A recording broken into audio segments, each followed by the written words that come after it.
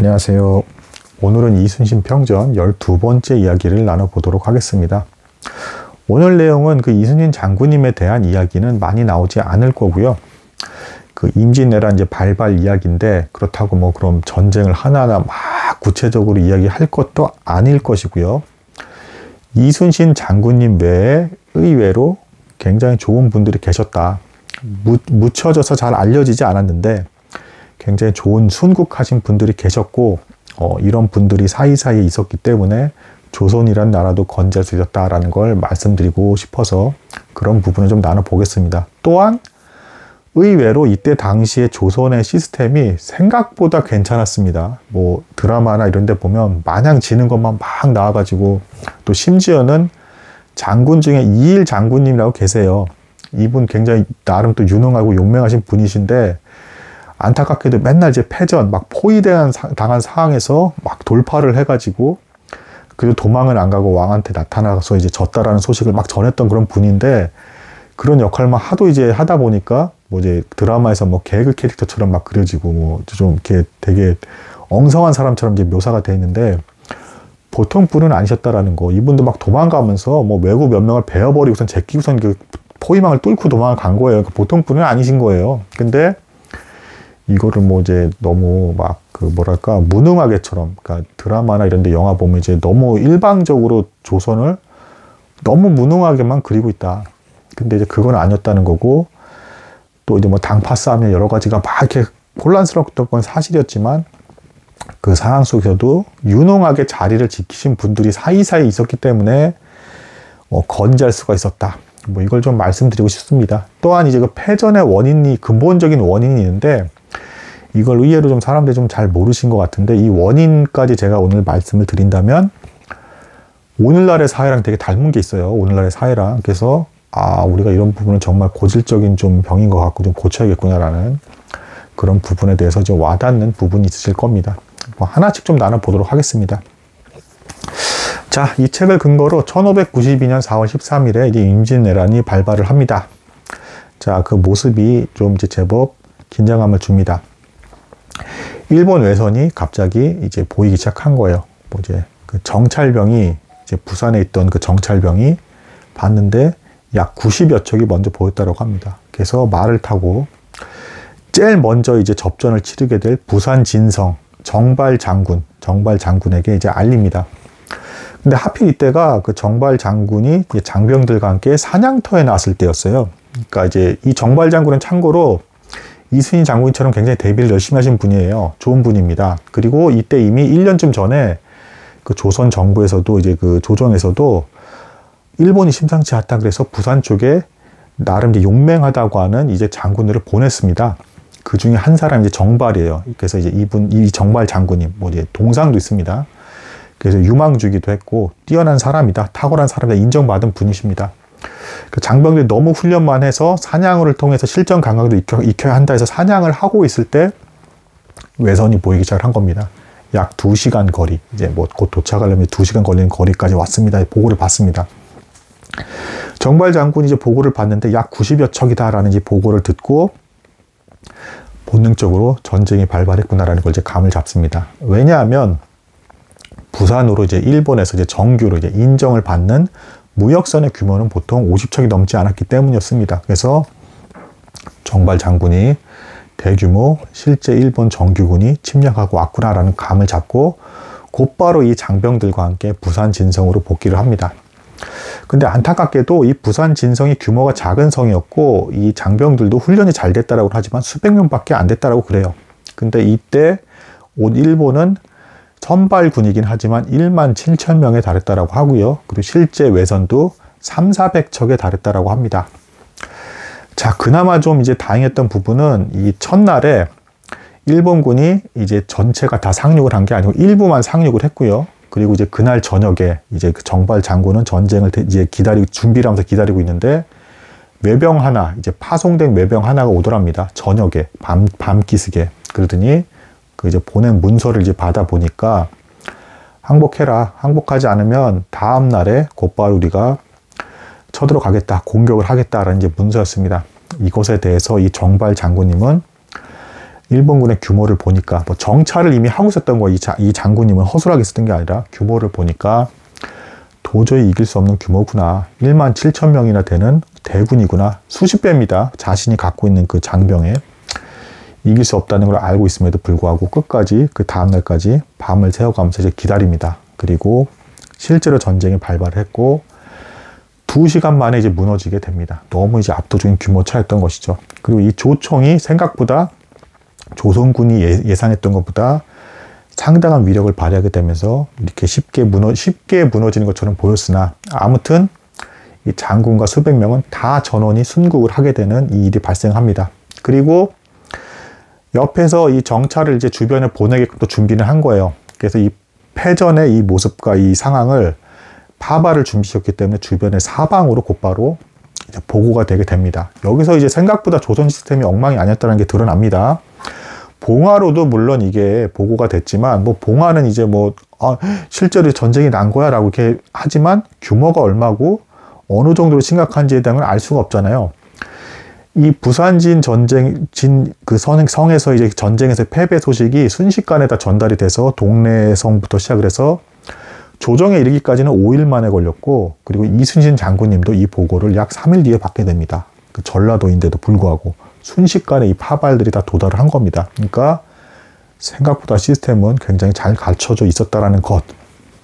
자, 그 다음에 이렇게 해서 정발 장군이 이제 순국을 한 뒤에 그 유명한 이제 동래성에 이제 송상현이라는 분이 계셨어요. 이제 더 규모가 큰, 그리고 이 동래성이 함락이 되면 사실상 부산 전체가 함락이 된 것이나 다름없다 여겨지는 이제 그런 성이었습니다. 워낙 중요한 곳이었기 때문에 조선 조정에서 이제 특별히 더 유능하다고 이제 판정이 된 사람을 이제 보낸 겁니다.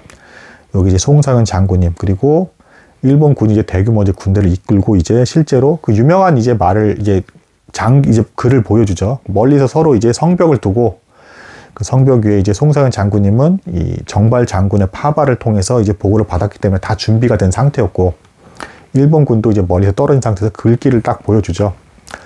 싸우고자 하면 싸우되 싸울 생각이 없다면 길을 빌려달라. 이제 이 글귀를 일본군에서 크게 이제 싹 써서 보여줍니다. 그러니까 이 송상현 장군 역시도 굉장히 용맹하고 좋은 분이셨기 때문에 그 유명한 이제 글을 남기죠. 이제 죽기는 쉬우나 길을 빌려주기는 어렵다. 이 글귀로 딱 답을 합니다. 그래서 이제 역시 이제 전쟁에 발발을 하게 되고요.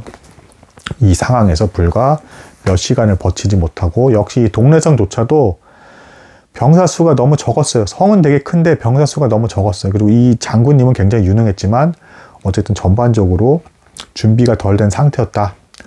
그리고 이 송상현 장군님은 어쨌든 조선의 굉장히 충신이었기 때문에 이때 이제 패배를 직감하는 순간 자신의 갑옷 위에 이제 그 조선 이제 그 대감들이 입는 그 옷 있죠. 그 옷을 걸치고 이제 한양 방향을 향해서 이제 절을 하게 됩니다. 이렇게 절을 하면서 이제 그 조선과 이 나라와 그리고 이제 조선 왕이 안녕하시기를 바라면서 자신의 죽음을 이제 기다리게 되고, 이때 이제 외병이 이제 이것을 발견한 외병이 이제 이 송상현 대감이죠. 이 사람을 칼로 베면서 순국을 하게 됩니다.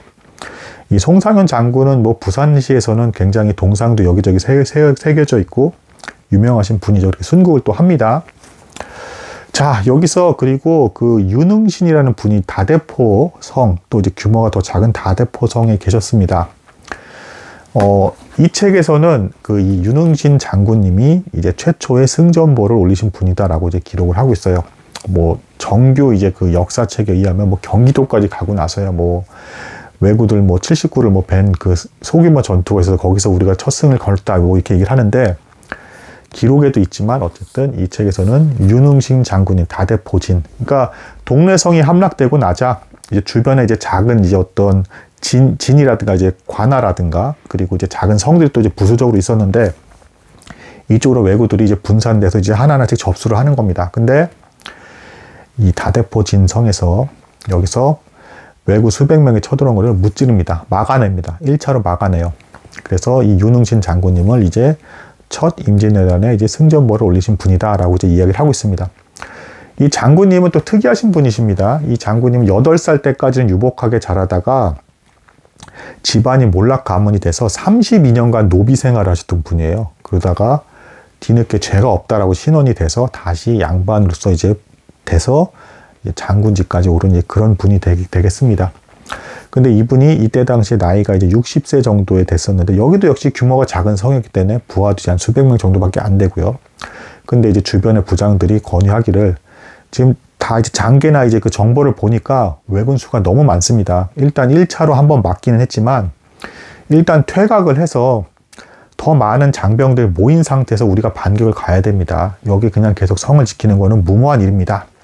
라고 이제 주장을 합니다. 근데 이제 윤응신 장군이 어찌 장군이 물러섬을 생각을 하겠느냐라고 하면서 끝까지 장병들과 함께 머물면서 여기서 또 한 번 이제 순국을 하게 됩니다. 대규모 일본군이 쳐들어와서 마침내는 여기도 무너지게 됩니다. 자, 여기까지 봤을 때 어떻습니까? 뭐 드라마나 뭐 여러 가지 보면 너무 무능하게 막 다 지고 뭐 하고 막 뭐 제대로 된 것도 없고 정보도 한참 뒤에 뭐 도달한 것처럼 보여지고 하지만, 이 하나하나의 상황이, 특히 이제 동래성이 함락됐을 때는 이순신 장군이 이틀 만에 이 정보를 곧바로 파바를 통해서 이제 받았다는 것, 왜군이 생각보다 대군이고 정규군이라는 것, 조청이나 화기를 사용한다라는 것 등등, 이게 다 보고가 된 겁니다. 조선 정부에까지, 한양에까지도 5일 만에 보고가 된 거예요. 그래서 이 일이 발생하고 나서 조선 정부에서는 충주에서 이제 어쨌든 이 진격을 막기 위해서 신립장군을 보내죠. 이때도 뭐 이 책에는 나와 있지 않지만 그 류성룡 대감과 이 신립장군과의 대화가 나옵니다. 이 류성 대감이 왜군들이 조청을 집단으로 대규모로 이제 사용한다라고 이제 들었어. 대규모 화기를 사용하면 전쟁에서 이기기가 어렵소라고 이제 신립장군에게 벌써 얘기를 합니다. 그러니까 무능한 게 아닙니다. 이 조선시대에도 이미 조선 초기에 신기전이 있었죠. 화기나 무기가 중요하다는 것도 이미 대감들도 다 알고 있었던 겁니다. 바보가 아니에요. 그래서 신립장군한테 당신은 기마전의 달인인데 이 화기를 집단으로 사용해야 되면 전쟁이 어떻게 될지 모르고, 그러니까 잘 대비를 해야 돼요라는 것을 류성룡 대감이 말을 하게 됩니다. 그랬더니 신립장군이 안타깝지만 이때 워낙 승리를 많이 한 장군이었기 때문에 교만한 상태였던 것 같습니다. 뭐 조총이 쏜다고 해서 무조건 다 맞는단 말이오라고 이렇게 답변을 했고, 이 말을 들은 이제 류성룡 대감이 이제 교만한 상태구나, 패전의 징후가 보인다라고 하면서 이제 불안했다라고 합니다. 참고로 이 신립장군도 이 뭐 드라마나 이제 여러 가지 보면 너무 무능하게 막 이렇게 죽는 것처럼 이게 묘사가 되어 있는데, 이 장군이 어쨌든 굉장히 용맹한 장군이었습니다. 어떤 일화가 있냐면, 여진족과의 싸움에서 혼자 단독으로 갑자기 말을 타고 들어가서 화살 사정거리 안까지 들어가서 활을 쏴버려서 단발에 여진족의 적장을 한 발에 사살해버리고 돌격해 들어갔다는 기록이 있어요. 그래서 이것 때문에 여진족들이 순간에 겁을 먹고 다 도망가서 뿔뿔이 흩어지게 되고 승리를 거둔 기록도 있고요. 또 이제 뭐 수십 개의 뒤에 있는 기마 부대와 함께 갑자기 돌격을 가해서 여진족을 다 쓸어버렸다는 기록이 있어요. 그러니까 이 신립장군이 말을 타고 한번 진격을 하면 정말 그냥 길이 그냥 났다 그래요. 상대방의 진영이 다 무너져 버리면서 다 뚫려버리면서 길이 그냥 나버렸다는 기록이 있습니다. 그래서 선조조차도 너무 이 신립장군의 용맹함에 이제 감동을 해가지고, 이때 막 신립장군이 여진족들을 다 물지르고 승리해서 왔을 때 그 왕의 옷까지 벗어주면서 입혀주는 막 일까지도 하고, 그리고 이 충주까지 이제 보낼 때는 왕의 검까지 이제 물려주면서 당신의 용맹함을 이제 떨치면서 반드시 승리하라 라는 이제 명을 내렸다라고 합니다. 근데 여기서 이 책에 이제 좀 좋은 점이 있는데, 제가 전에도 말씀드렸지만 일본이나 중국의 입장까지도 다 조사해서 이제 기록을 다 살폈다라고 했잖아요. 이렇게 용맹한 장군인데 왜 졌는가. 근데 그리고 부산성에서도 보면 이 장군들이 이제 도망가거나 후퇴한 사람들이 보면은 정말로 막 확 다 그냥 도망간 게 아니고, 왜군들의 그 부대 수가 너무 크니까 집결을 해서 우리도 대규모를 이룬 다음에 싸워야 승산이 있다라고 생각을 해서 물러난 겁니다. 그래서 예를 들면 이제 박홍이라는 사람도, 이제 그 부산 그 지역에 있던 박홍이라는 사람도, 이 사람은 이제 동네 부사 송상현에게 우리 후퇴해야 됩니다라고 이제 건의를 했어요. 송상현은 이제 거부하고 이제 순국을 한 거고요. 이 박홍은 물러나면서도 이게 그냥 뭐 난 이제 도망가서 이제 나라 버리고 그냥 살 거야 이런 식으로 도망간 게 아니라, 대규모 군대를 이제 집결을 해야 된다라고 해서 주변에 파발을 보내면서 이제 도망을 한 겁니다. 상황이 어떻게 돌아가는지 주변 장군들에게 알려주면서 우리 집결해야 돼, 뭔가 모여야 돼라고 하면서 이제 일단 후퇴하면서 모이자라는 걸 이제 한 겁니다. 그런 거니까 이때 당시에 이렇게 막 오합지졸로 마냥 그랬던 건 아니다. 그리고 일본군들도 이런 기록이 나와요. 뭐냐면 조선군과 싸울 때 상부 장군들과 지휘층들 그리고 부장들은 굉장히 용맹했다라는 기록이 나옵니다. 일본군들도 싸울 때 이 사람들은 정말 용맹했다. 근데 밑에 있는 장졸들 부하들이 너무 오합지를 듣고 겁쟁이였다. 무능의 극치였다. 이렇게 얘기해요. 그러니까 이 얘기가 뭡니까? 장군들과 지휘체계들 부장들은 진법에도 능했고 다 잘 알고 있었던 사람들이 생각이 없었던 사람들이 아니에요. 근데 백성들을 모아서 이때 당시 그 재승방략 체제라고 해가지고 백성들을 모아서 싸워야 되는데 이 백성들이 너무 준비가 안 돼 있던 겁니다.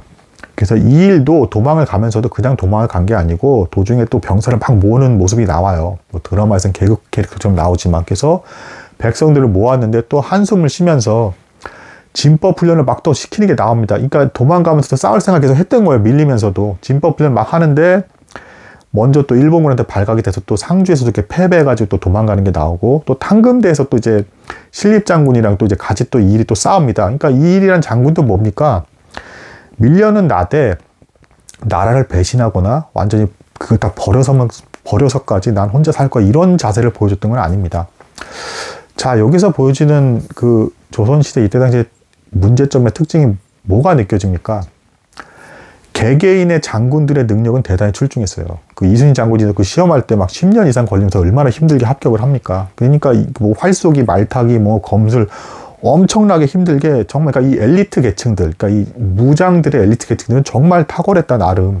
여진족과의 싸움 경험도 있었고 지면 가차없이 죽일 정도로 냉혹한 기준에서 살아남은 사람들이기 때문에 굉장히 용맹한 사람들이었다는 겁니다. 도망가면서도 이 이일 장군, 뭐 드라마에서 개그 캐릭터로 나온 이 사람도 기록에 보면 막 포위망을 뚫면서도 어쨌든 왜구들을 막 베어 제끼면서 도망을 간 거예요. 그러니까 그 실력이 되니까 사무라이들을 다 베어가면서 뚫고 나간 거잖아요. 그러니까 개개인의 능력은 대단히 뛰어났다. 근데 조직력이 형편없었다. 일반 백성들을 도무지 준비시키지 않았고 그리고 막 진법을 또 이제 훈련을 도중에 시키는 것을 보면 이때 당시 전쟁이 그게 주먹구구식으로 이렇게 생각만큼 엉터리를 한 게 아니었다. 백성들을 훈련시켜야 됐고 진법에 따라서 하나하나 그렇게 다 돌아가면서 움직여야 되는데 이렇게 움직일 만한 군인이 너무 적었기 때문에 백성들을 너무 방치하고 실제로 제대로 된 훈련을 안 시켰기 때문에 이렇게 그 지휘에 따라서 백성들이 움직이지 못한다는 걸 장군들이 아니까 피한 겁니다.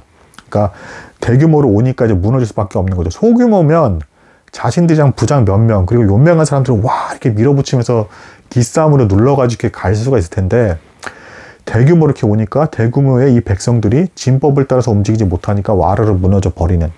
그러니까 우리나라 현대사에도 어떻습니까? 개개인의 사람들 중에는 너무 뛰어난 사람이 많죠, 정말로. 뛰어난 능력 갖고 있는, 그래서 막 외국에 나가면 막 두각을 내는 사람들이 너무 많잖아요. 근데 합쳐서 각각의 뭐 지휘관들의 어떤 단합이라든가, 그리고 밑에 있는 준비된 중간 계층의 사람들이 받쳐주는 사람이랑 이런 게 너무 없죠. 조직력이 안 된다는 겁니다. 그래서 맨날 좀 규모가 작은 고만고만한 것에서만 승리를 거두고 대규모 중요한 전투에서는 도무지 이길 수가 없더라. 뭐 이런 현상이 이때 조선시대도 보이고 사실 오늘날의 우리나라 사회에서도 그런 모습들이 보이죠. 개개인은 뛰어난데 단합이 잘 안 되고 또 이 사람들을 밑에서 받쳐서 잘 이렇게 그 계획대로 움직여서 진행이 되게끔 해줄 만한 사람들이 도무지 보이지 않는다. 뭐 그 전과 오늘날이 너무 닮았다라고 볼 수가 있겠습니다. 이 와중에서도 이순신 장군님은 전라 자수영에게 기다리고 있으면서 하나하나 모든 정보를 이해해주면서 준비하고 있었고 곧바로 경상도로 나가지 못하신 이유가 있습니다. 왜냐하면 왕의 명령이 없으면 이 전라도 포구를 넘어서까지 경상도까지 도와주려고 갈 수가 없었던 거예요. 이 와중에서도 심지어는 이순신 장군님의 라이벌이라고 할 수 있는 그 원균 있죠, 원균. 이 사람조차도 이 책과 그리고 실제 기록에 의하면 그리고 다른 장군들에게 있어서 보낸 문서가 있습니다. 보면 소규모 전투는 어쨌든 승리한 기록이 있습니다. 외선 열척을 분멸했다는 기록이 있어요. 원균조차도. 근데 이 원균도 뭐가 문제였냐? 딸랑 4척으로 쌓았던 기록입니다. 이게 그러니까 뭡니까 문제가? 참고로 이순신 장군님 24척밖에 없었어요. 전라 좌수영에. 근데 경상도 우수사였던 이 원균은 경상도는 바로 일본과 맞닿았던 곳이었기 때문에 5, 60척의 배가 있었습니다. 근데 달랑 4척으로 쌓은 거예요. 이게 어찌된 영문인가? 준비된 백성이 없었다는 겁니다. 이 배는 있는데 배에 타서 싸울 준비될 장졸, 그러니까 장군이랑 부관들은 유능한데 밑에 이 배를 노젓고 뭐하고 이렇게 준비돼서 움직일 그 사람도 있어야 될 거 아니에요. 근데 이걸 준비를 안 했다라는 겁니다. 그리고 용맹함만 믿고 소규모 전투만 생각하면서 달랑 실제로 그래서 전선을 운영할 수 있었던 사람은 네 척을 운영할 인원밖에 없었다라는 겁니다. 이 사람들은 용맹했죠. 근데 나머지 조직적으로 대규모로 움직여줄 장졸들, 백성을 기반으로 한 이 군인들은 없었다는 겁니다. 조직적인 움직임이 안 됐다는 것이죠. 그래서 소규모 전투만 치르면서 그리고 이 원균조차도 이순신과 각 장군들에게 계속 파발을 보낸 기록이 있어요. 언제 어떻게 싸웠고 왜군이 어느 정도 규모고 하면서 밀릴 때 밀리더라도 어쨌든 정보를 계속 보냈다라는 것. 그러니까 생각보다 엉터리는 아니었는데 조직적으로 대규모로 움직여서 대응할 수 있는 능력이 조선시대에 이때 군 부대에 없었다. 근데 오늘날 사회도 보면 우리나라가 소규모의 어떤 이런 거에 있어서 뭐 1대1 혹은 이제 소규모의 어떤 팀플레이에서는 굉장히 강한 모습을 보여주지만 대규모 그리고 뭐 대규모 사업이라든가 뭐 조직적으로 이렇게 해야 되는 뭐 국가 단위 이런 거에 있어서는 우왕좌왕하면서 조직력을 제대로 발휘하지 못하고 자꾸 능력 전체를 다 합쳐서 발휘하지 못하는 이런 모습을 보여주는 현대사회가 너무 닮아있다. 뭐 이런 부분은 많이 개선해야 될 부분이고 고쳐야 될 부분이다. 이렇게 와닿는 모습이다. 이렇게 볼 수가 있겠습니다. 오늘은 여기까지 하도록 하겠습니다. 감사합니다.